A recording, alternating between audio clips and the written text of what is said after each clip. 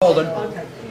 Okay, we're broadcasting live from the Radisson here in Manchester, New Hampshire. Delighted to welcome Congressman Dennis Kucinich, who has been in this race from day one, and if nothing else, has added much spice. A lot of provocative commentary, and has handled himself, in my opinion, quite well in the debate. Don't know how much traction he's getting with the electorate here in New Hampshire, but welcome, Congressman Kucinich. How are you today?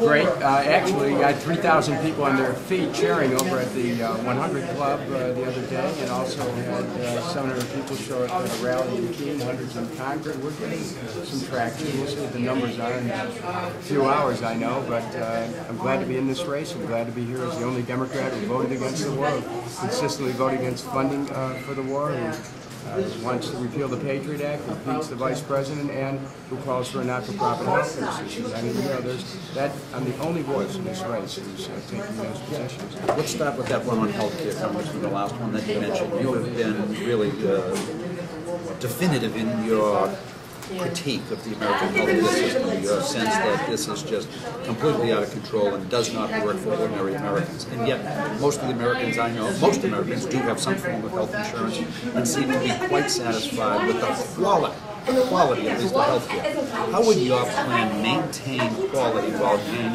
providing access and coverage for those 40% of Americans who don't have health care? Every other industrialized nation in the world has health care for its people as a basic right instead of a privilege based on ability to pay. And in those countries, they have quality as well.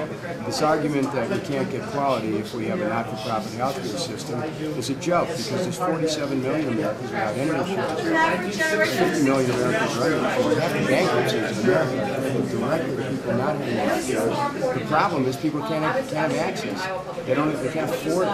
And so we have to have a not-for-profit system. I'm actually the co-author of the bill, HR 676, a number of people in the Massachusetts delegation have signed up, that provides for Medicare for all. A Harvard University study says that almost $1 out of every $103 goes to the activity system.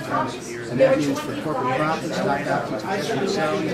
The for-profit system, the insurance companies are skimming $700 billion a year out of the healthcare system for themselves. And meanwhile, you've got all these people who aren't being cared for. I want to take the money that they get, their cut, put it back into healthcare for people. You know what? We can cover everything.